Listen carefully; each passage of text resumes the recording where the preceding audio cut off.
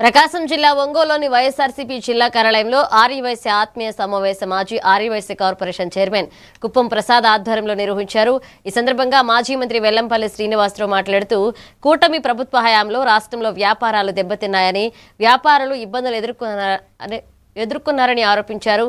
ఆర్యవైశ్యులపై దాడులు, కేసులు పెరుగుతున్నాయని పేర్కొంటూ అవసరమైతే భవిష్యత్తులో ఆర్యవైశ్యులంతా ఏకమై కార్యాచరణ రూపొందిస్తామని అన్నారు.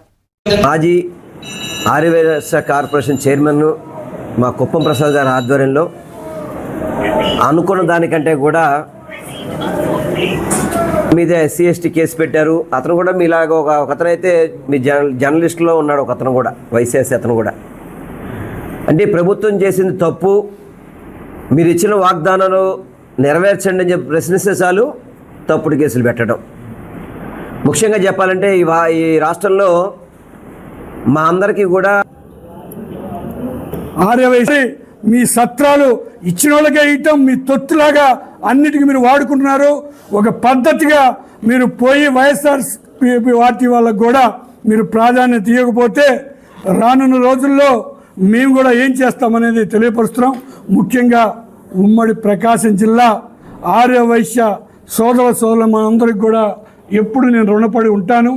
నిజంగా ఈరోజు అందరు పార్టీ ఆఫీసులో వద్దన్న వైశ్యులు రారన్నా కానీ అసలు వందల సంఖ్యలో వచ్చిన ప్రతి ఆర్యవైశ్య సోదరులు అందరికీ కూడా ఉదయపూర్వక ధన్యవాదాలు తెలుపుకుంటూ ఈ కార్యక్రమానికి నా వెనకడు నడిపించిన